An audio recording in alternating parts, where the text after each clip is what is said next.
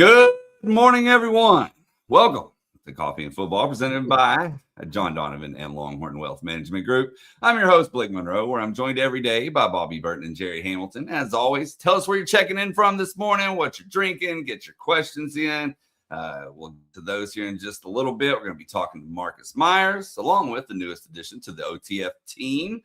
So lots of good news coming down the pipe. But first, speaking of good news, I thought that we could give a shout out to a couple of teams, baseball, softball. They both have a great weekend, guys. Texas baseball gets the number 2 seed in the SEC tournament, which more importantly means a double bye. And then softball, Jerry, looking pretty good as well as they go to their 7th straight super regional. Yeah, look, I mean, this is normally a time where you take shots at the Aggies for not winning their regional at home against Arizona State, but they have won 2 national championships in women's sports, so that might be bad form right now. But look, A&M did lose to Arizona State in their regional. Texas won their regional. It was set up to be an amazing super regional. Had A&M taken care of business, A&M at Texas, winner goes to the Women's Softball World Series, would have been amazing. It would have been an amazing atmosphere. That did not happen. Texas will take on Arizona State. Arizona State is hot right now. They've won 9 games in a row. They finished below 500 in Big 12 play. But what have you done for me lately? They got going late in the season. They're 44-16, won 9 games in a row. Obviously, people have mentioned Tegan's getting it going. It's her time of the year. Softball's favored. They do have a hot team coming to Austin, so it's going to be all on the line for the Texas women to go to the make a return trip to the Softball World Series where they can truly then defend their title. You got to get there to truly defend that title. So there's a 3-game set coming in Austin this weekend, and I'm guessing it will be sold out, and I'm guessing it'll be a great crowd, and the Longhorns are favored. Katie Stewart did hit a home run that has been mistaken for a UFO. So I think there was a sighting. I expect to see a report on that coming from Washington soon. That was a bomb. Hey, the men's baseball team killed it this weekend too. They swept Missouri, as Blake mentioned. They clinch a double bye in the SEC tournament, which, look, it's not the be-all, end-all, but it's really darn good because you get to save some arms as you get deeper into the tournament for Longhorns. And one of them, they lost for a little bit. So I feel like this is going to be a good thing for Texas to do it.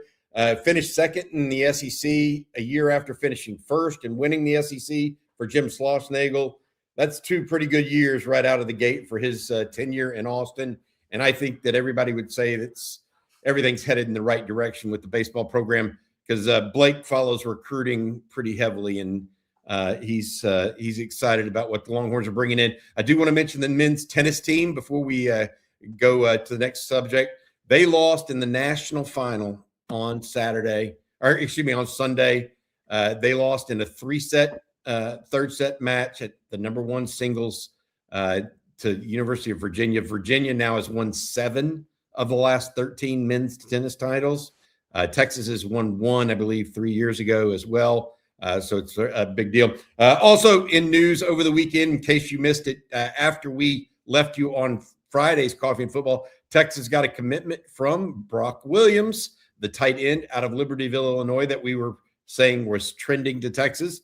And it talked about that. He came on last night's Longhorn live stream. I think we've got some video from that we can play a little later. Or do we want to do that now, Blake? What do you want to do? Let's get to it. I got it queued up, so we might as well just go ahead and play it. I mean, you can't go wrong with Coach Sark. I mean, obviously, offensive coach, he's going to be the one playing the calls or calling the plays. And then, yeah, I feel like they always had a clear plan for me as other college teams didn't. And yeah, I just feel like you definitely can't go wrong with the Longhorns. So. Tight end's best position in all of football. You get to hit people.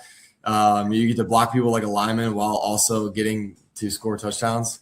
You also have to know the whole offense, which is, I mean, huge. Other than the quarterback, you got to be got to be the smartest person on that field. And yeah, you get to hit people while scoring touchdowns. It's great. There you go, Jerry. One of the big takeaways last night, there's a mini from that. If you haven't watched that interview, I'd go back and watch that interview from last night's Longhorn live stream. He spent about 15 minutes with us, with Rod and I. One of my big takeaways was he's 228 pounds right now. And he's listed at 210, 215 pounds on his profiles. But the fact that he's 228 and he was 208 during his junior season last year in August. He was 208 pretty much all season.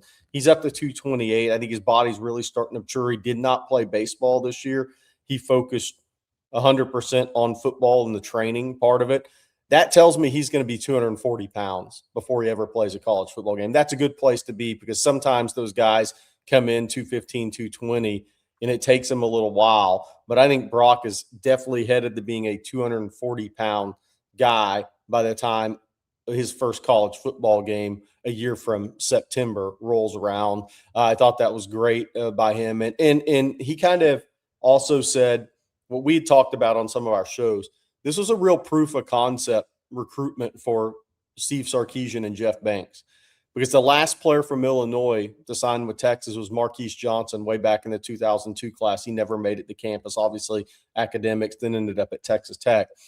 But 24 years, 24 recruiting cycles since a player has committed, and he will sign with Texas from Illinois. And having tight ends drafted 3 years in a row, two of those guys really, I mean, obviously last year injuries are transfer, but JT Sanders and Gunnar Helm developed at Texas by Banks in Sark's system. The seasons they had, the careers they put together, I think was a real proof of concept win for Sark and Jeff Banks, because Illinois is not a place Texas spends much time recruiting. All right. Let's see here. Also, I need to wish somebody happy birthday. They're not in the chat, but it's Vince Young's birthday, guys. A lot of people talking about that in the chat. So happy birthday to former Texas quarterback Vince Young. I'm sure Marcus Myers will know. How old is VY this year? 2002 recruiting class. 42, So 42, 43. Wow. There's going to be some gray in that beard. 43. Chris B said 43. There you We go. have to ask Marcus what he puts in his beard to keep it all dark warm. There we go. Hey, I need to say thank you to our sponsor. Every Monday's Coffee and Football brought to you by our friends over at Longhorn Wealth Management. John Donovan, proud Texas Ex's Life member who truly bleeds.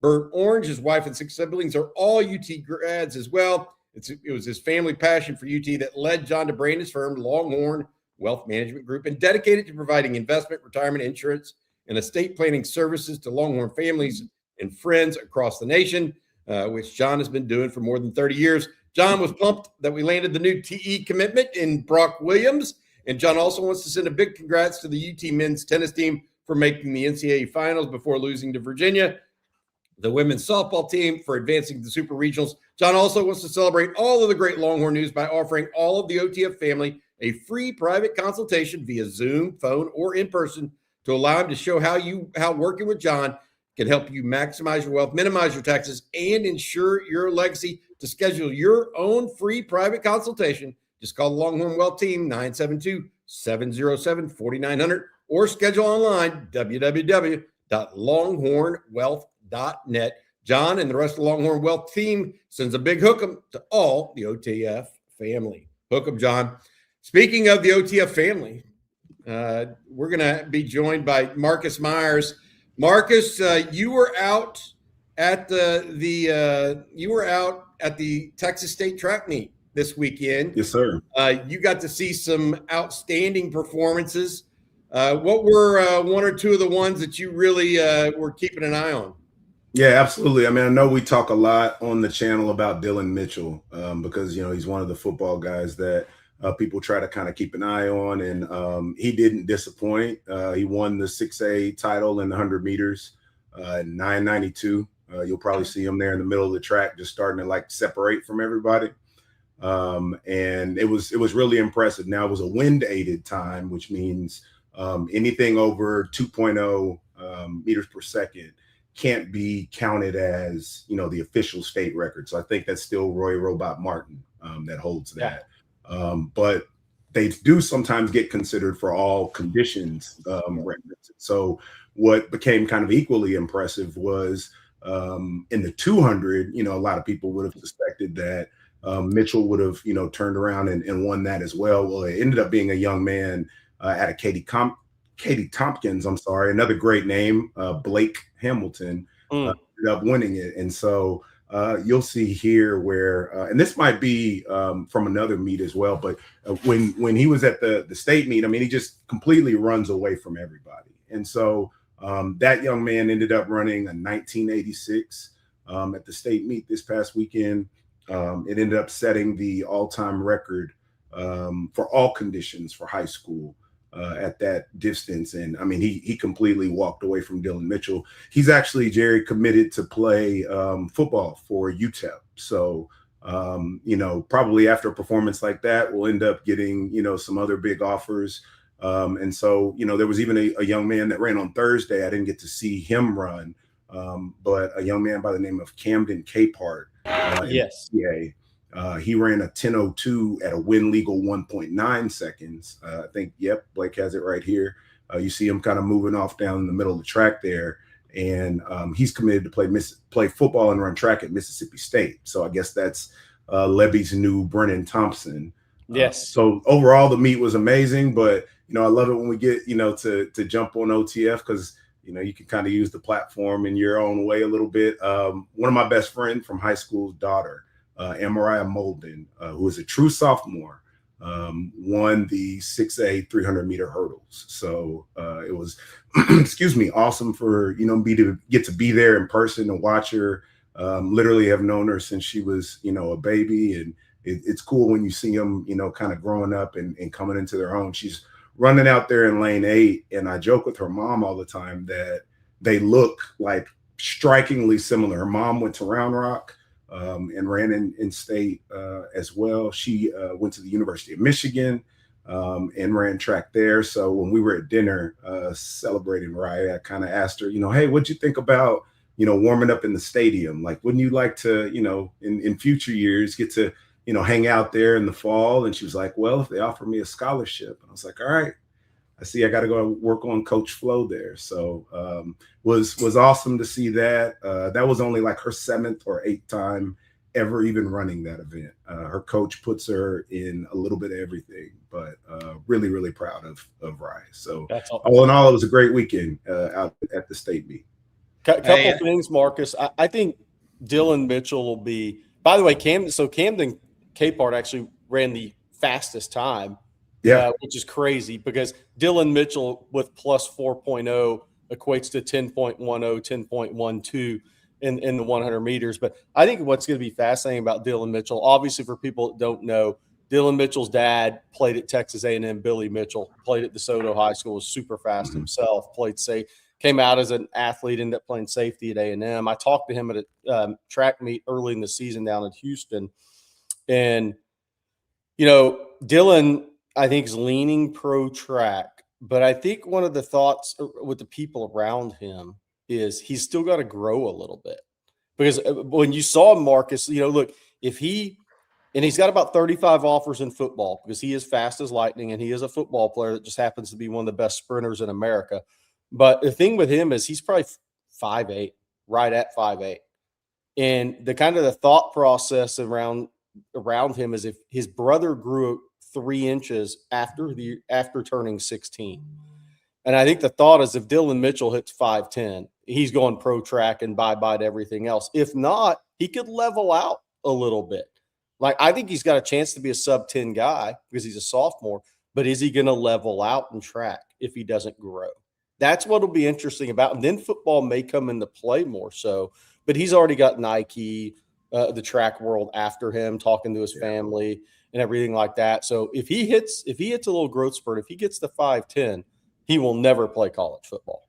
Because then that means that opens up the next level of track for him. Well, so to your point, Jerry, it's interesting, and also just kind of depends on the way in which schools invest, right? So Tate Taylor was the young man that won the 100 and 200 last year. He would have been the favorite this year had he chose to run. Well, he chose not to run at State because yesterday he was running in a 100-meter Grand Prix race against Noah Lyles. Yes. He's slated to go to Texas Tech. He ran a win legal 10.04, I think, with only like a plus 0.6 wind, right? So you'll continue to have things like that happen. There are 2 twins that are coming to the University of Texas. They made the same decision. They opted not to run at the state meet. So it just, it kind of depends. They've spent most of their spring, the Maxwell twins, I believe it is. They spent most of their spring running against pro athletes. And so depending on if, he hits a growth spurt or not, will maybe kind of determine that. And, as you mentioned earlier too, Jerry, about Camden Capehart, that 10.02 that he ran on Thursday at Mike A. Myers is the 7th fastest all time of any high school athlete in the country. So a lot of speed out there here in Texas. I was even telling Blake, it's kind of funny. They show, I was looking on Max Preps, and they show this tweet, and it has for each state the top 5 times. I think just for a quick comparison, Georgia's top fastest time in the 100 was 10:45. Yeah. It wouldn't even make the podium in Texas. So if any of your friends are from other states and they ever try to argue with you about where the fastest speed is, it's right here in the great state. Yeah, and one thing about the state of Texas, we have great AAU track. Guys run track year round, and they have great people around them in track, and that is a real benefit to the kids in the state of Texas. That they have those great AAU track. I mean, Dylan Mitchell runs with one, obviously, and by the way, so just for Eastern Royal run, we're at 10.17 in Louisiana a week ago. Yeah. So just for some comparison's sake, I mean, the Camden Capehart kid, that time was really impressive. Like, he's been running in the 10.2s, but it's been quiet because he's out in a small town. He's going to Mississippi State, right? He's not in DFW or Houston, but 10.02 with plus 1.9 wind is a ridiculous time. Yep. Now, what happens for him doesn't happen a lot to Marcus's point in the state of Texas and around the country anymore. So many of the top high school football prospects are midterm graduates. They never run track their senior year. We never got to see what DeCorian Moore, some of those guys could do with a senior year of track because they weren't around. But so Camden Capehart's one of the rare guys that stuck around for his senior spring to see what he could do on the track. And that 10.02 is otherworldly to me. That's crazy. Yeah, they were out there moving this weekend. So really impressive. Yeah, really impressive weekend. Somebody almost challenged Brian Robeson's discus record too. I saw that. Somebody threw like 209, that's a crazy number. Oh yeah. This is the one from state, and you'll see he ends up separating. But what's crazy is how much he separates from Dylan Mitchell, right? Oh yeah. Dylan Mitchell's not a slow guy, and that's him in second. Yeah. Yes. That's crazy. Yeah. So I imagine he'll pick up a few more offers than just UTEP. Yeah, he's gonna have the decision to make is what's gonna happen for him. That's an amazing. He had been running extremely fast times all year in the 2. I think his first meet of the year. I'd have to go back and look. I'm pretty sure he ran sub 20 first meet of the year. Yeah. And so it was like maybe it was 19.98 or something, but it was a crazy time first meet of the year. I'll have to go back and check. I'm probably wrong on that, but it's close. You're pretty close. While we're talking about fast, who's the fastest on this year's team from King? We've been trying to figure that out. I think Rod said next time he talked to some of the guys, he was just going to ask them directly, like who they thought it would be. I don't know. Who do you think, Jerry? I mean, I'm trying to think. It's like, is Niblett from off the rip fast, or is he the type that picks up speed? I think he's more of a 100-meter guy. I don't think he's the fastest 40-yard guy. One of the fastest 40-yard guys, I mean, Cade Phillips would probably be up there. Okay. He'd probably be up there in the 40. I mean, look, before all the injuries, Wingo is a 100-meter guy for sure. And look, he put up a good 40 time. There's no doubt. I mean, one of the guys running the fastest times last summer was Jonah Williams. In the MPHs, the way they see that, with the catapults or whatever. He was like a top 3 or 4 on the team Raleek Brown would be quick in a 40, Sandman. I agree. Raleek Brown would be quick. He's a fast starter. That's – and then there's difference between track speed and football speed. I mean, I'm not sure what Jermaine Bishop would run. But I know what he'd run when the ball snapped. That's really fast, right? Yeah. And so that's the other part. But that's actually Cohen Brown is fast because he's so powerful. Derek Cooper could be. He's getting bigger, but Cohen Brown, I bet, with some college strength and conditioning training, might be one of the sneaky fast guys on this team. Xavier feels to me. That's a good one, Josh. I think most of the guys are quicker than fast, right? And then the ones that, are truly, speedy have, better long and or football speed than just necessarily that super dynamic, like starting, you don't really have a Xavier. I mean, there's not many walking around the planet, but there's not a Xavier worthy type of speed on the team. So it's interesting to kind of see some of the shift in dynamic, which again is why someone like Easton Royal would be so important, because even at his size, he's just so fast, so it's interesting to see kind of how the different teams take on, different personalities in terms of, how they go about producing speed. And somebody said it, Matthew Golden, Antoine, that 4.29 was one of the most surprising things to a lot of people, probably even the NFL people, that he ran at the combine. Now, whatever you think of the combine's track, is it a little fast? Is it made for TV? It doesn't matter. Say he's 4.33. Say it would have been 4.34. That's faster than anybody thought he would have run. So there's somebody on this Texas team right now that if they went to the combine and trained for it for 2 months and went to the combine, they put up a faster time than expected. It's probably Jermaine Bishop with training. It's my bet. Nice. Well, Marcus, thank you so much for joining us, as you always do on Monday mornings, man. And congratulations once again to your niece. Very cool. Appreciate it. Thank you very much. Welcome. See y'all later. Thanks, Marcus. All right. Well, we're going to talk a little recruiting here in just a moment. But first, I need to tell everyone about one of our sponsors today. That's Prize Picks. And if I can get it here, the NBA playoffs are here, and this is the perfect time to jump in with Prize Picks. What I love about them is how simple it is. You don't have to overthink it. You just pick more or less on 2 to 6 player stat projections. You build your lineup, and then every bucket, every rebound, every assist, and every big playoff moment feels a little more intense. But of course, it's not just the NBA. You can make lineups across baseball, hockey, UFC, soccer, golf, tennis, college hoops, esports, football, whatever it may be. Plus, Prize Picks is now available in all 50 states, including Texas, California, Florida, and Georgia. So pretty much wherever you're watching from, you can get in on the action. And right now, y'all, Prize Picks has the Do It Live NBA Finals sweepstakes.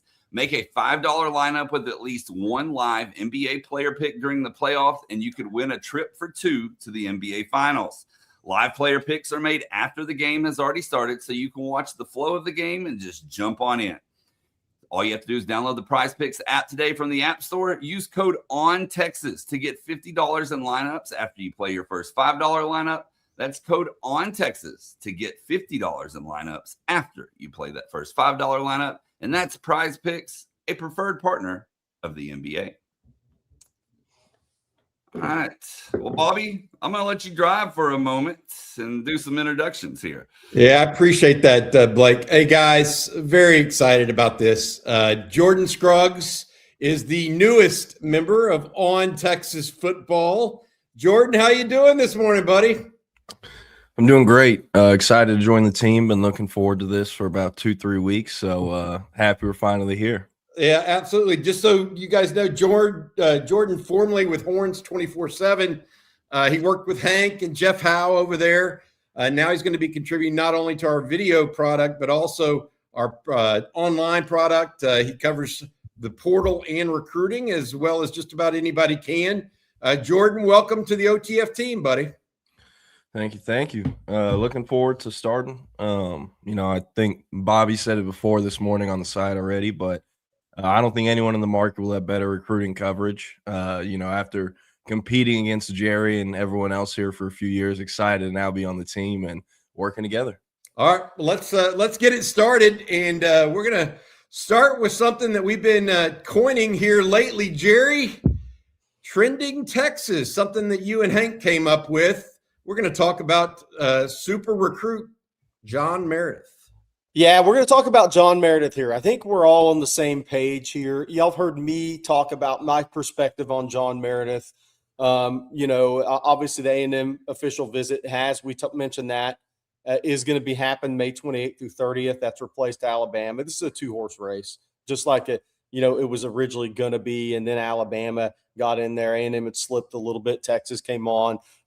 Texas, from my perspective, big leader in this recruitment. And A&M will do everything they can to change that, Jordan. But for the people that don't know, where are you coming from on John Meredith III at this point in time? I like the Longhorns. I've liked the Longhorns since he made 2 back-to-back visits on consecutive weekends in April. The first trip was obviously notable. He hadn't been on campus for a long time. And then the second trip, even more notable, returning to campus 7 days after he'd already been there. Got to watch practice the second time, got to meet with coaches. His mother was also on those trips. And they have also the benefit of being the last visit he's taken. He went to Texas A&M before that first trip to Texas. So actually, in fact, the last 2 visits, the last 2 impressions have been left by Texas. So he's been aiming towards, a summer decision timeline.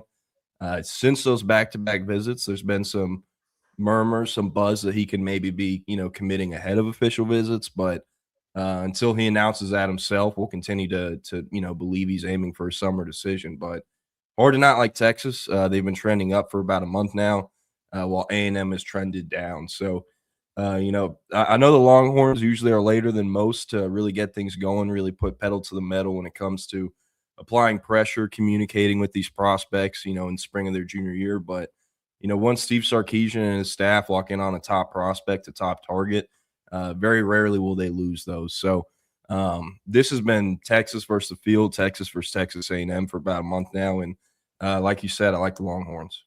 I think one of the interesting things with this recruitment is this is the first, Mark Orfe's done a really good job in this recruitment based on a couple of sources close to John Meredith that I've talked to. I'm sure Jordan will say the same thing. This is the first recruitment that I think Will Muschamp's going to be impactful in. This is the first guy he contacted when he was hired at Texas. I mean, so it was obviously, all right, who's the guy? and the answer was John Meredith is the guy. So you need to, and so Will Muschamp and Mark Orfe have done a really good job in this recruitment. And I will say this, and this is not a knock, it's just reality. Will Muschamp recruits like he's a position coach. And I'm not sure Texas is in this position if Will Muschamp wasn't hired at Texas. So I think Mark Orfe has done a great job, but I think this is his first impactful recruitment. We'll see. Look, it's the NIL day and age where things go on it. But I think we all feel the same, whether it's Jordan, myself, or Hank at this point. We all feel the same from a recruiting standpoint on John Meredith. And now it's all about closing. And the other part of that is the June 12th through 14th weekend where A&M was originally supposed to be. That visit wasn't going to happen because he will be playing in the OTE national championships that weekend. So he was not going to make an official visit June 12th through 14th.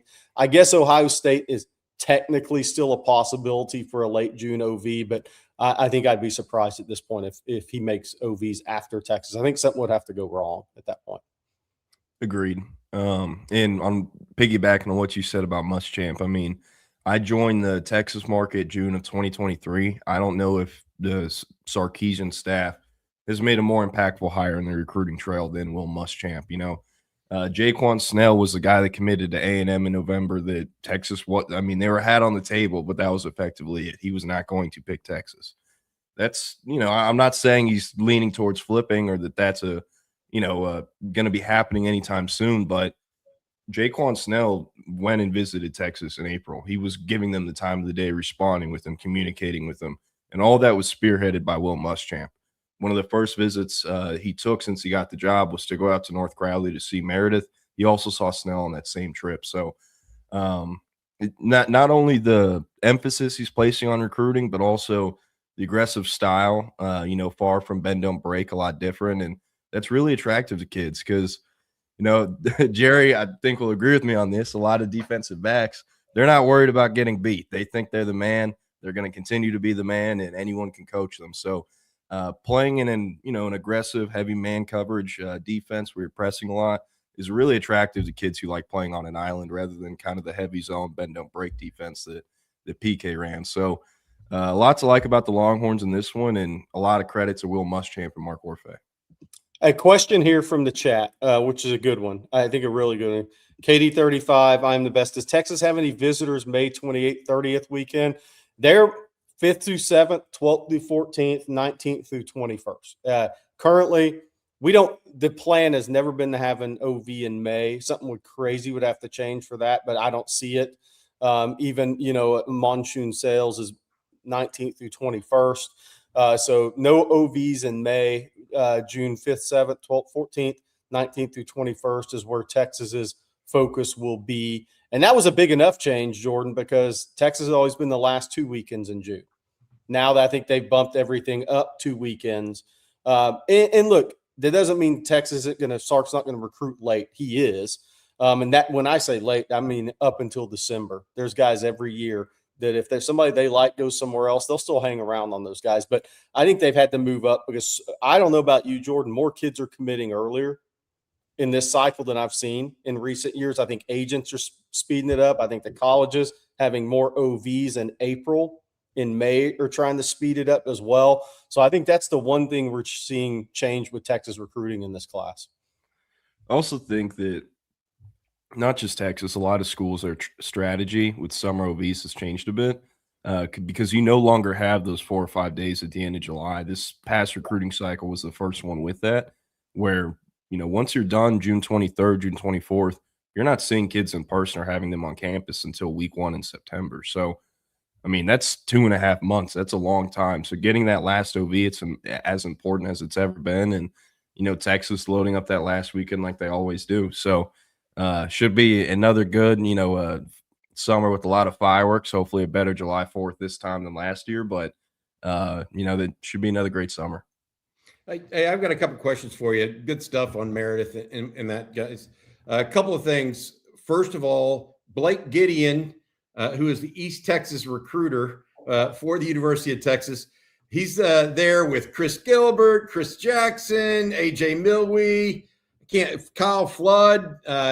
They're headed over to Gilmer, Texas this morning to meet with Ishmael Kamara, offensive lineman. We reported that last night. It's coming true this morning. They're sending a crew, Jerry and Jordan. What's going on in that recruitment for you two? A lot of Oregon buzz as of late. Texas A&M, a lot of people have viewed them as the 2 main contenders for some time. I know it's been an interesting discussion for Texas fans, but the Aggies have recruited the offensive line really well this cycle. They're investing in that offensive line. And that being said, not expecting A&M to be the pick. I just think that with how much money you can realistically allocate to an offensive line group, it's not going to make sense for both sides there. So I think it'll be Texas or Oregon. Could SMU, surprise everyone? Yeah, I think so. I'm not, going to doubt the financial backing of the Mustangs, but a lot of Oregon buzz here. And one thing I'm interested to see, everyone in this photo is expected in Gilmer later today if they haven't shown up already. But in January, when the staff went by Gilmer, Chris Boyd, Curtis Brown, they made the trip over to the high school and were a part of that meeting. Curious if we'll see that again. Kamara, he is the same kind of guardian / mentor type figure that was in Curtis Brown's life to help him growing up. So he's referred to him as his brother. They're obviously not blood related. Kamara grew up in France, but, really cool connection there that I think has always helped Texas. You look at all the other schools, they don't have a Chris Boyd or a Curtis Brown involved in this recruitment. So curious what the feedback will be coming out of this trip to East Texas. Hey, Jerry, Blake Gideon's from Brownsboro. His family is. So yeah. That's why he's got East Texas. Other question, we didn't really get a chance to ask you because you weren't part of the staff yet. What'd you think of the Brock Williams commitment? I like it. I do not know why he took this long to do it. I will say he gave me some commitment quotes in March, so I think a lot of people are sitting on this one for a while. But anytime you can beat out Georgia, Ohio State for a tight end, especially Georgia, it's a huge deal. Nick Townsend was ranked higher on some sites. Brock Williams is ranked higher on some sites, but per the composite rankings, he's the highest rated tight end pledge of the Sark era. So I like it a lot. He's kind of that modern tight end. You can move him around. He can run real routes. He can separate. He can get open. And I saw him play at two 7-on-7 tournaments this year, the first one in February. And just watching him immediately, you get it. Tight ends aren't supposed to move like that at this level. He can bend. He can turn. There's so many things to like about it. Jerry brought up the weight. He'll obviously have to improve that, but he is a starter kit for an NFL draft pick. That's why he's projected to be a top 100 pick. So I like him a lot. And I also think, too, he just committed. Everyone's going to hype up Brock, talk about him, and rightfully so. He's a damn good prospect. But him and JT Garassi, in terms of just having a complete tight end haul where one can be a primary blocker, one's a primary receiver, they have clear projections and are very different. I think it's the most complete tight end, haul they've had this era. Better than Spencer Shannon, Will Randall, Nick Townsend, Amari Winston were very similar as primary pass catchers. So I think they've done a great job recruiting tight end this cycle. And, Brock Williams, he's kind of the crown jewel, I should say, of that class. What's hilarious about what Jordan said? Producer Matthew's response was same, Jordan, same. I believe we initially recorded a commitment video for Brock Williams the last week in March. Yes. But that's not the one that was used. So Matthews had to comment on that. No doubt. He told me he was planning on committing on because he got those quotes on Saturday. He was visiting Texas that Sunday, Monday, or Tuesday, and he was supposed to pop on that visit on campus, and he never did. So when I updated the story the other day, I had to change the words from just committed on campus. So lots of like there. Sometimes it can get kind of nerve-wracking there when a kid silently commits and it's not going public for a few months, but Texas stayed the course. They got it done. Especially when Jerry puts out a high on the message board and his fanny is waving in the wind. That's the good stuff. Jordan, thank you so much. What do you got later for us today here at On Texas Football? Yeah, Hank and I will have a story up soon, 10 most wanted, pretty self-explanatory, the 10 most wanted recruits that are still uncommitted. And then I'll also have a 6-pack of prospects that I believe are trending to Texas, also uncommitted guys as well. So stay tuned for that. We're also going to have more recruiting content throughout the week. Y'all know the place to go to for Texas recruiting content. That's On Texas Football. So thank you, Bobby. Hook 'em horns.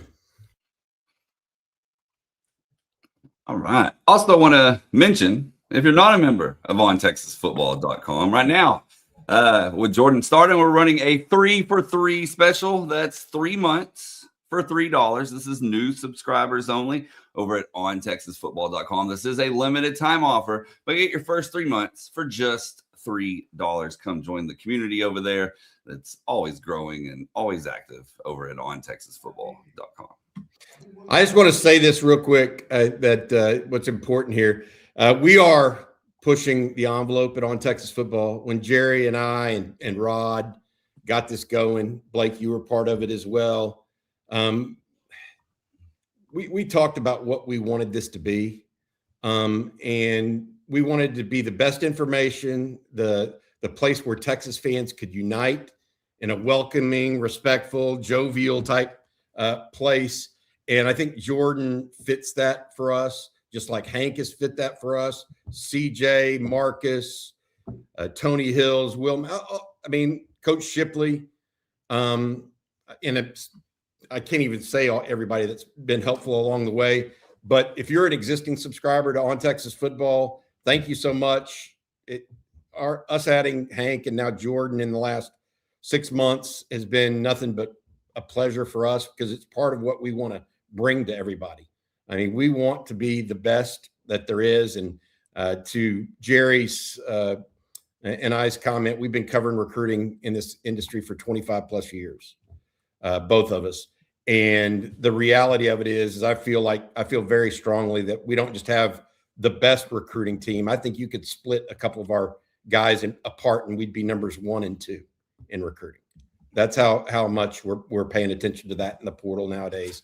And it's all for you guys and to create something special for University of Texas fans. I mean, we could sit here and try to make more money off of this, et cetera, but that's not what we're trying to do. I'm trying to build something that everybody can be part of and build a great site and a great community and great video and podcast, all of those things that I think Texas fans will be excited about. And I will say this, Jordan won't be the last thing we do this summer either. Jerry's smiling about that one. So there we go. All right. Well, let's take some questions. How about that? And by the way, Katie35, I'm the best. I want to thank you for your super chat that you put in welcoming Jordan. I didn't get a chance to thank you when he first came on, but yeah, thank you very much. Let's see. Jerry, we've had a lot of people. I know this isn't so much Texas related, but in a way it's Texas rival related. Mm-hmm. Mark Matthews went wild during his commitment. We've had a lot of people comment about this. And so I'm guessing people want you to comment about it. Yeah, I mean, that was different level. Look, by the way, I love Mark Matthews as a player. Saw him at St. Thomas Aquinas last spring when he was younger. Saw him at the Under Armour game. I think the guy's a tremendous prospect. But yes, that was a wild one for sure. And it's that was different. I'll say that. NIL day and age. I think it was supposed to be that way. Very good player. Very good prospect. All right, let's do this one from Drummer Boy. We'll get Texas related here. Drummer Boy says, I know we're excited to have Smothers and Brown in the backfield, but is there any chance that we see Derek Cooper this year? If so, how soon? Game one. Yeah. I think we're past that, actually. You know, this would have been, and I'm not calling anybody out or anything like that. This would have been a good question, a really good question around mid-February. Right, Jerry? Mid-February, does he take into the college game the right way? Is he got the right work ethic? Is he learning the plays? All of those things. Okay, fast forward past what we saw in spring practice, and now there's no doubt about it. I mean, he is the number 3 back in there. He has eclipsed both Michael Terry and James Simon.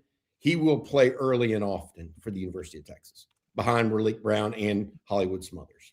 So take that off the concern list, so to speak, because we all know that some guys come in and they have all these accomplishments or 5 stars or whatever the number is, and they don't necessarily take to it right away. Cooper did not have those obstacles or hurdles. And if he did, he cleared them easily. Yeah, my biggest thing with Derek Cooper, and it was something very similar to Cedric Baxter, and obviously you can't do anything about the injury Cedric Baxter had at Texas, but they were very mature guys. When you go sit down with them in person or you're around them, you just observe them. Derek Cooper is very mature in his approach for a young player. And I think that is pretty interesting because it's in its different situation, running back room at Texas when Cedric came in versus when Derek came in. But there's a real similarity in that maturity. And I think that maturity at that position, when you're going in and there's older players there, picking up the offense, being dependable. I mean, the biggest thing for a young running back is not, to me, now that once you get to college, there's the whole thing about taking a handoff and your backside vision, that hole pinches quicker. You know, reading that linebacker's got to be quicker. The holes pinch quicker. You have to make your decisions more decisive at the college level. Once you get past that part of adjusting to the game, it's the coaches are going to put a young running back out there if they trust him. And it's any position, but really at running back, because look, and I'm not saying Derek Cooper's going to be out there in pass pro, but he could be, because I think there's a trust level that's gaining with him the way it did with Cedric Baxter. that is the ultimate say. That's an offensive coaches ultimately saying, we trust you, young running back. If we put you out there in two scenarios to me, one, pass pro, two, maybe you're the best red zone back. We're going to hand you the ball and trust you to hold on to that football and not fumble it on the 1 yard line going in. I think if you see a couple of those things with Derek Cooper outside of just his natural talent, but I think it's going to be because of his maturity. And the other thing about Derek Cooper is this, and it doesn't guarantee success, but the last 3 Nat Moore Award winners in South Florida, the top high school football player in South Florida, Derek Cooper, Malachi Toney, and Reuben Bain. They didn't have an award in 2023. So 25 Derek Cooper, 24 Malachi Toney, 2022 Reuben Bain. If Derek Cooper follows even close in line with those guys, Texas has a great player. And we're going to stay on running backs for just a moment here. Chris McDonald says, who's our power back? And is it the power back that we have needed? I think we just hit on it, Jerry, right? I mean, I think that Chris, of this group, that's the one. Now, obviously, if something were to happen to Derek Cooper, where do you go? I do believe both Smothers and Raleek Brown are better inside runners than maybe you give them credit for. I want to add that. So I'm not saying that it's to the exclusion, of the others, but Derek Cooper is that guy for this team. Just like Cedric Baxter was going to be the last 2 years, but the injury bug just caught up to him. And one other running back question, this one from Justice. It wants to know would you say that Michael Terry is a bust? Obviously not a real bust, but just haven't heard much about him. I think he is. The biggest thing for him is I really believe he needs to sit in a position for a year. And I thought this coming out of high school. He wanted to play wide receiver, right? So you want to play wide receiver, your mindset's in a wide receiver mindset. So he was working at wide receiver, and then obviously out of necessity, they moved him to running back during the season.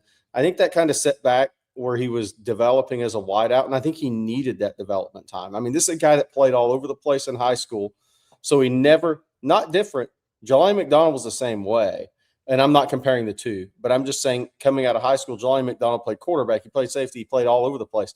Those guys never concentrate on one position and really lock in and develop. So Michael Terry, even through his freshman year now, he never locked in on one position and developed at it for a year. And running back for him is the question that was asked before is the whole enchilada for me on Michael Terry. Michael Terry is 6'3", 220-ish. If you're a 6'3", 220-pound running back, you have to not only be the most physical running back in the room, you have to arguably be the most physical player on the field. Whenever you take a handoff, they have to feel your physicality every single time. And I think that is a big piece. Is Michael Terry going to be that guy as a running back? We'll see. I mean, he wanted to play wide receiver coming out of high school. That's not necessary. That's totally different than being the most physical player on the field at 6'3", 220 at running back. So that's a total different mindset change. So I think that's what's in front of him as a running back. Because 6'3", 220, he's not going to beat people to the edge. That's not what he's going to do. He's not going to make a lot of people miss. That's not what he's going to be. He has got to be the most physical dude on the field when he takes a handoff. So here's what I want to say. I don't think he's a bust. So take to Jerry. All of the points Jerry just made are 100% true. But he's not a bust because he had to find a position when he got to college. He was always ranked as an athlete by us, at least. I can't speak to others. But, they tried him at receiver. That didn't quite fit. They moved him to running back. Now he's in a fight. He's actually showing some promise. It may take a year or two, to Jerry's point. And that's why Jerry started this whole conversation with, I think he needs to be at a position for a year. And then let's make some judgments. So best of luck to him. Hey, real quick, CJ Vogel reporting this morning. When we let off this topic today, one of the things we talked about was Arch Manning hosting a number of Texas players in New Orleans this week, including Ryan Wingo, Cam Coleman, Emmett Mosley, all expected to be there and work out. They had all been working individually with trainer drills. We've seen it all on social media. They were working with wide receiver or quarterback coach, or, Colin Simmons is up in Dallas right now working with a D-line guy that works with the pros. They're meeting in New Orleans today. Some went in yesterday. Some are flying in today to get some work in. RCJ Vogel reporting that New Orleans native Easton Royal, the young man that's committed to the University of Texas that ran the 10-1 100 meter to win the state meet in the state of Louisiana, is hoping to get out there too today and work a little bit with those guys. So he's aware of the throwing session and trying to work his way out there. So just for reference, if Easton Royal was in the state of Mississippi, they'd schedule more class to keep him from going to that. There's no chance Easton Royal would ever make that workout if he lived in Mississippi, because Ole Miss and Mississippi State people would be calling saying that kid needs to be in school till 7:30 tonight. Give him multiple D halls, whatever you have to do. Hey, Lane may be trying to do that now too. I don't know. Never know. Brother Martin, study sessions, even though school's almost out. Study sessions till 8. Yeah. Good reporting there, though, by CJ. Good stuff. All right, Jerry. Well, before we get to some super chats, I need you to do us a big favor and let us know about our friends over at Vaughn Lane. Yeah, we can do that. New route, no stress. How about that? That sounds pretty good. If you're in the Woodlands or North Houston and you've ever driven to Austin for work, a meeting at the Capitol or weekend on campus, you know the drill. 3+ hours on 290 construction zones. You show up drained before your day even starts. Vaughn Lane just launched a new route between Austin and the Woodlands that changes all of that. You sit back in your first class leather seat, connect to Starlink Wi-Fi, and arrive ready to go. And Longhorn football fans, you can book game day trips right now through October, so get on it. It's not that far away. For Austin folks, the Woodlands routes open up easy access to concerts, family visits, and business in the area, all without battling Houston traffic yourself. Ooh, if you can't see me, my head is in my hands on that one. And unlike the airlines, Vaughn Lane doesn't charge you extra for a seat assignment, your luggage, or Wi-Fi that barely works. You get 22 oversized leather seats, Starlink internet that's actually fast, complimentary snacks, drinks, hot towel service, and meals on select departures. You walk in the hotel terminal, skip the TSA circus, and ride in comfort. That's it. No games. Vaughn Lane serves Austin, Dallas, Houston, San Antonio, Fort Worth, Plano, the Woodlands, Nashville, Memphis, and Atlanta. Head to VaughnLane.com and enter promo code OTF26 for $20 off your first ride. What is Vaughn Lane? It's a private jet on wheels. You know who just took Vaughn Lane from Fort Worth to Austin and loved it? Jordan Scruggs. All right, guys, we got some super chats this morning that we need to talk about. We talked a little running back, so let's talk tight end for a moment here. Slick Rick, 2130. Did we over-evaluate Townsend? Thought he had the total package of speed, physicality, and blocking. Thought he'd be Sark's best tight end yet. Man, he's only a true sophomore. Yeah. Give the dude a chance. He was a sledgehammer in the cross block last year. Give him a chance. Give him a chance. That's what I would say. He had a great spring. I think they feel good about him. The combo of him and Masunis, as well as Spencer Shannon, gives them a lot of versatility. They even like Amari Winston. But I got to say this: I would be reticent to say the die is cast on Nick Townsend, unquestionably. Yeah, I think, look, he made some really big plays in the passing game in spring that didn't carry over to spring game or spring showcase, whatever you want to call it, necessarily. I think he needs to make some big plays, a few big plays down the field his freshman year, kind of take that next step. Yeah, I agree. We got one other tight end super chat this morning from Bevo's Scottish cousin. Thank you, Bevo's Scottish cousin. Does Shannon see more reps than Winston in 2026? I think so. I mean, look, they go two big tight ends. There's no doubt that Spencer Shannon is one of them on the field. Do you agree with that, Jerry? Yeah. I wonder how much they'll actually line up in that, but yes. Yeah. I do think more reps than Amari Winston. And we got a super here from Cade Stewart. Thank you, Cade. He says college game day, night game, week 2, Ohio State revenge game. Starting to feel like a must win from a psyche standpoint for Sark and company.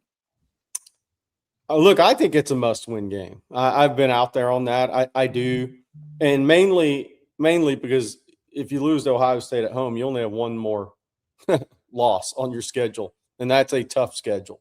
So I think it's a must-win game for Texas. I hate to say that, but is it must-win, end-all, be-all? Some people say, Jerry, come on, that's crazy. But I'm just looking at what are the odds the rest of your season. You're going to have to go 10-2 to get in the playoffs, and that's all I care about. You're going to get in the playoffs or not. Because once you get in the playoffs, you roll the dice, see what happens. But if you drop game 2, your margin for error is 1. So what happens if you have a couple of injuries later in the season that are impactful? I mean, on that schedule, that can end up being bad. And I think what he mentioned there, the super chat mentioned, was the psyche of the team, Bobby. Mm-hmm.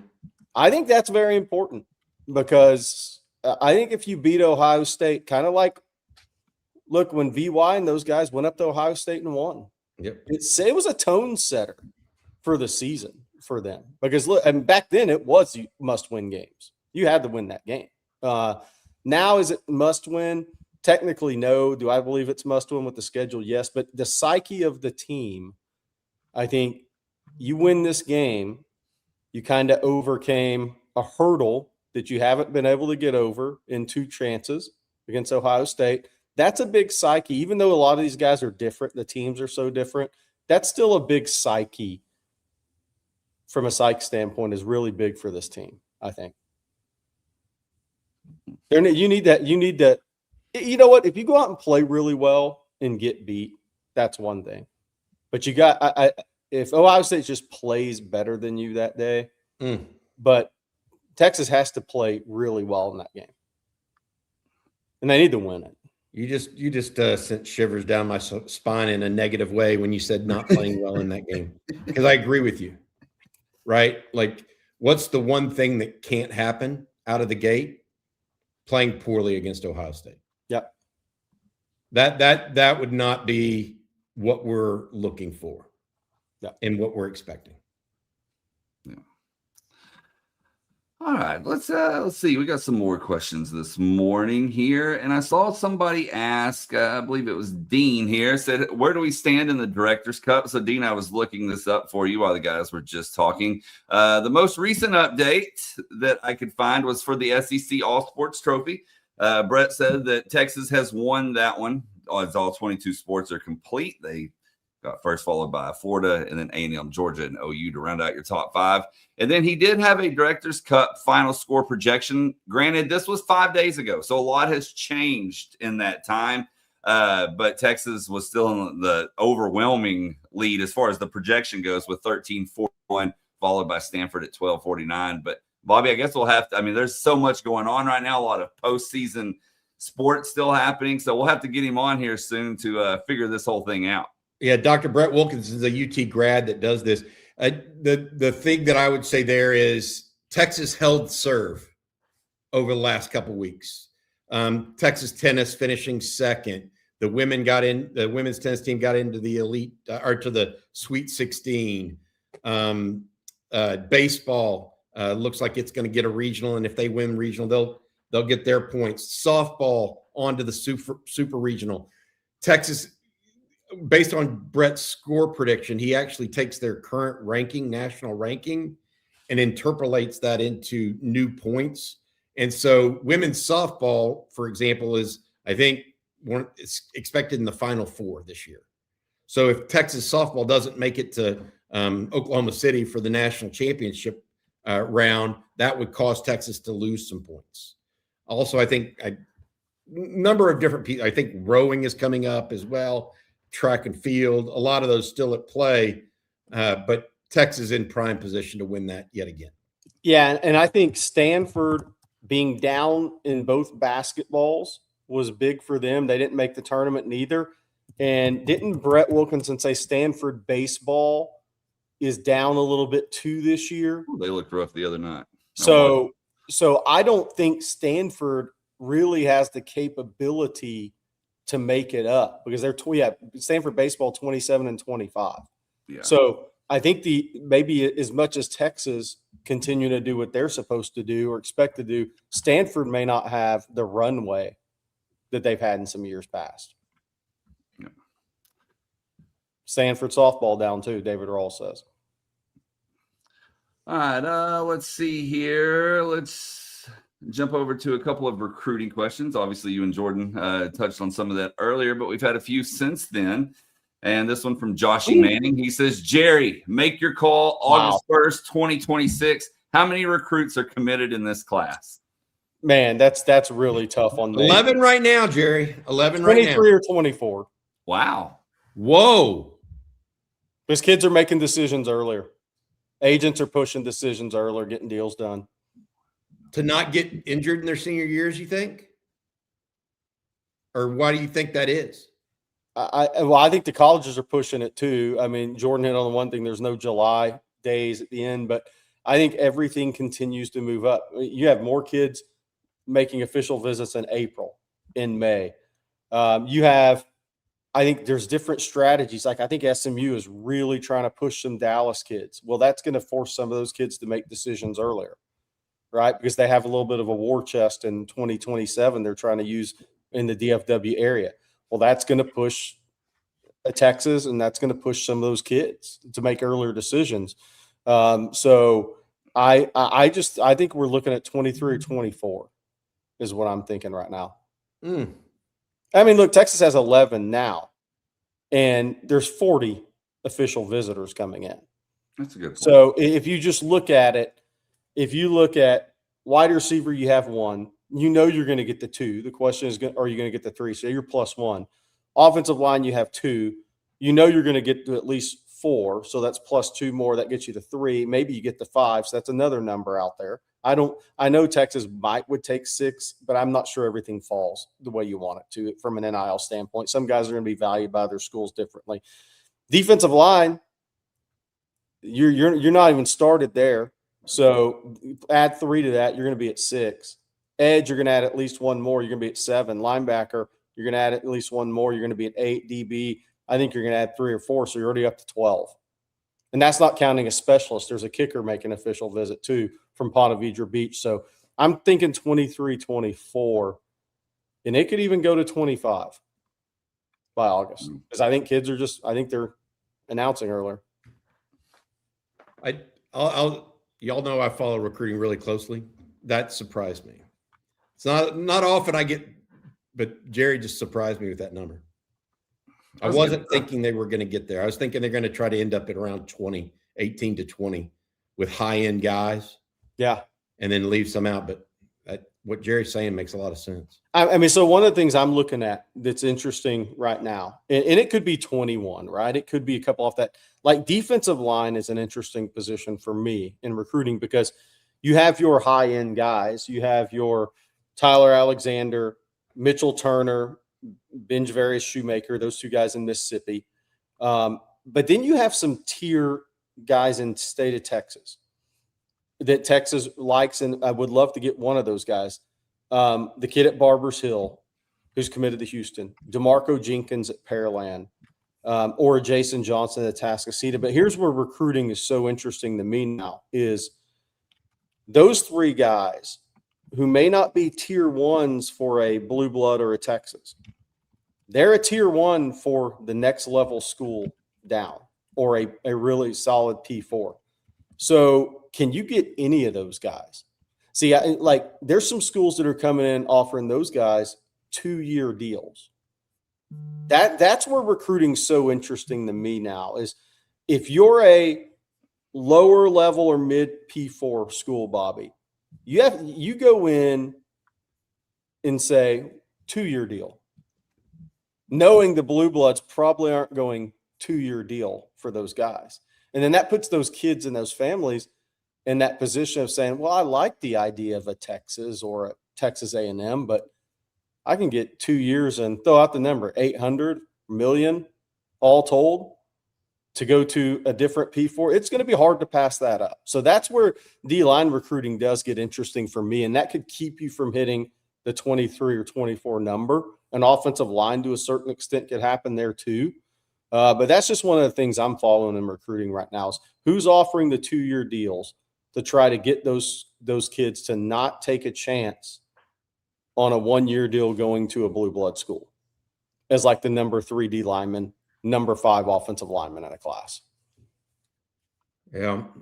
Well, a lot of this is slotting, right, Jerry, and how much money you actually have. And Rutgers, for example, they're actually in the Big Ten, but their NIL is 20 million or 12 to 15 million for football. Yep. Texas is at 35. Yep. And so I would just say that's the disparity. And so you have to slot, like there's offensive line right now. Let's talk about offensive line in NIL, like you just discussed. You and I both know, like there's slotting going on right now on the offensive line, whether it's Ishmael Kamara, Reed Ramsire, the kid out of California, Brian Swanson. Yeah, Brian Swanson. There's slotting going on because you can only afford so many of those guys. Yep. And you've got to figure that out. And so if I'm Rutgers, now Rutgers isn't in on any of these guys, but I'm trying to find the one that is the weak spot in that for Texas. Where do I fit? And I know I'm going to have to do a multi-year deal too. That's right. So it's not just it's a weird game they're playing right now because not everybody's playing from the same deck or with the same deck, and not everybody has the same wampum. And so you got to kind of I think it's extraordinarily hard right now to be a school like a Wake Forest, a Rutgers. And Wake Forest, by the way, not a bad team. You know what I mean? Oh. They're not. Rutgers is a bad team. Wake Forest is not. And so use them as the proxy, and it's very difficult for them because they lose all their guys too. I mean, whether it's Melvin Siani to Texas or a defensive lineman going here or there, I mean, just a lot. Yeah. Somebody asked, Joshua Reyna asked, how much of the 5-star? I don't know. I don't have a figure on that since Texas wasn't recruiting that kid. But to beat out Miami at STA, if it wasn't 2, I'd be shocked. St. Thomas Aquinas. Hey, Jerry, thought process for you on this. You and Jordan talked about John Meredith at length. And A&M has gotten off to a good start in recruiting, so has Texas Tech. How many head-to-heads have Texas and Texas A&M actually had in this recruiting class this far? Because that's one of the things I wanted to talk about at some point. I feel like the only one that Texas wanted in state that A&M got was the McCarty kid out of Houston, the edge guy. Is that accurate? I don't know. Maybe, I guess. Yeah, I don't know if I agree with that. Look, I think there's this, though. It's what you were talking about earlier. It's slotting guys. And look, Texas went up to see Relon Henry, the corner at St. Francis Academy out of Baltimore. That's committed to A&M. I saw him at Under Armour game in Orlando in January. I think the guy's a tremendous football player. Texas went up to see him. So they recruited some of these guys, but then it comes down to, okay, what are you spending on high school versus portal? Well, I mean, that's where it's all kind of a cluster right now. Some people may be valuing a high school class more right now than others in terms of what they're going to spend in NIL 1 year. And the next year that could flip, right? So I think A&M is going really big NIL on this high school class, and they're getting really good players. Make no mistake, everybody's kind of joking, it's 2022 all over again. This is different people leading that. So I'm not even going to – the inmate, that's just different from Jimbo, okay? But they are obviously going really hard in high school in this class. I mean, Zyron, a number of guys had offers from Texas. How many guys did Texas go see or make a push for from an NIL standpoint is kind of what it gets down to. I mean, Texas offered Zyron Forstall the edge at IMG. I'm not sure they were ever in that from an NIL standpoint in that recruitment. So Kennedy Brown, same thing. So it's kind of Kamori Dorsey, the safety at Hampton, is a stud. Hampton, Georgia, going A&M. Texas went to see that kid. They offered that kid, but did they ever get in the game from an NIL standpoint? So I think that's kind of where it gets to be a little bit of a cluster in the conversation. I mean, Texas went to see some of these guys, but that doesn't mean they actually got in the fight, so to speak. All right, y'all, we got time for just a couple of more questions this morning. But first, Bobby, will you let everyone know one more time about Longhorn Wealth Management Group? I can do it. Thanks to John and the folks over at Longhorn Wealth Management Group. John's proud Texas Ex's Life member who served on the Dallas board for 15 years and now has spent the last 4 years helping lead the build-out of the Collin County chapter. John also consistently serves his fellow Longhorns as a certified financial planner and founder of Longhorn Wealth Management Group. John wants to remind everyone that May is National Military Appreciation Month, so he wants to send out a sincere thank you to all of our brave military members who serve and respect and protect us each and every day. Speaking of protection, John wants to remind everyone of the need to periodically review your own levels of financial protection, areas like life insurance, disability, or long-term care. If you have not, or if you want just a second opinion, John's offering a free complimentary risk protection review as part of a free financial consultation to allow John to show you how working with a CFP can help you maximize your wealth, minimize your taxes, and ensure your legacy, all of which are directly dependent upon retaining and maintaining all of the proper protections for you and your loved ones. Please make the time to schedule your own free private consultation with John. Call Longhorn Wealth 972-707-4900 or schedule online www.longhornwealth.net. John and the Longhorn Wealth team send a huge Longhorn 100 winner hook'em to all the OTF family. Thanks, John, for your support of On Texas Football. Hey, Blake, I need to hit one thing real quick because people asked me last night and I didn't get to it. And it happened after our show. Texas added a Lithuanian point guard to their basketball roster. He's 19-year-old, been playing lower level pro ball for a couple of years in France. But he is, if you see him on the court this year, it probably means there was injuries. I would say that. 6'3" guy. Same agent that Matas has. Okay, there's some things there, but I don't think that he's in the plans for this season. I think it's going to be a great year for him to come in and get the practice against the likes of Isaiah Johnson, who I believe has a chance to be a first-round pick, Mikey Lewis, Austin Gooseby, get a chance to develop.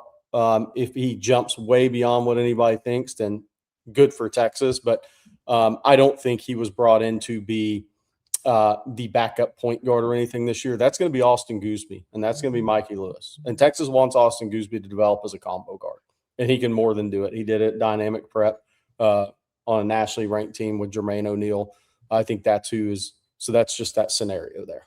Hey, Jerry, not to segue directly from basketball to football, but Austin Gooseby's brother is out in L.A. Trevor is out in L.A. We talked about all these players that are going to New Orleans, but they've been all working with individual trainers. We were talking about what are these kids going to do, the football kids going to do with these 2 weeks that they have off.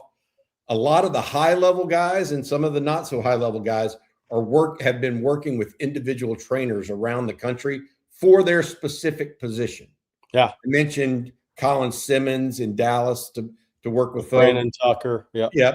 Yep. And now you also see Trevor Gooseby in L.A. working out with some NFL offensive line guys and trainers as well. They're all some of these guys going to meet in New Orleans, throw the football around here this week with Arch Manning. All right, we got one more question here. We're going to take this one from David Keith Williams. Thank you, David. He says, speaking of the offensive line, how much pressure do you think is on Coach Flood to develop players like Turntine, Robertson, Sikorsky, Christian, and the Colemans this year? A lot. I mean, yeah, it's his job. You know what I mean? That's the reality of it. I'd say the same thing about any position at Texas. Linebacker right now needs developing. I mean, those guys need some development. Texas has had to go heavy linebacker in the portal, in my opinion. You don't want to have to do that every year. Now, Johnny Nansen wasn't here for the whole 4 years to come into that situation. But my point being, and I think everybody agrees, development's the name of the game right now. I mean, you have to develop players that don't cost you an arm and a leg out of the portal. That's why recruiting is still the lifeblood of the program. You have to develop guys that aren't going to, cost you Cam Coleman to go to the portal. It's okay to go that route if they're great players. Don't get me wrong, but some of the portal numbers get skewed, and you're paying for guys that are just okay, as opposed to guys that you could home bake on your own and perhaps pay a little less to. I mean, Trevor Gooseby cost less than Jordan Seaton. Okay, no doubt about it. Jordan Seaton, the Colorado offensive lineman, that's considered a first-round pick, signed with LSU. And the reason he did is Texas, it was homegrown. He knew what he liked. There was no reason for him to go anywhere else. Texas gave him a big old, it's big, you know what I mean? But he wasn't out there seeking the highest dollar. You want that on your team. That's why recruiting is so important, and development, to your point, is so important. So how much pressure is on Flood? A hell of a lot. I'll tell you another person that's a lot of pressure on right now for this year from development standpoint. That's A.J. Milwee. Archer's gone next year. How did Dia Bell and KJ Lacey develop this year, heading into 2027? That you can talk about offensive line all you want. That's the multi-million-dollar question for 2027 is how do they develop those two quarterbacks? Yeah, and a lot of that development is going to be behind the scenes. It's not even going to be the guys playing the snaps on Saturdays. No doubt. Jackson Christian's not going to, unless there's injury, Jackson Christian's not going to play a ton. No. But he better be developing.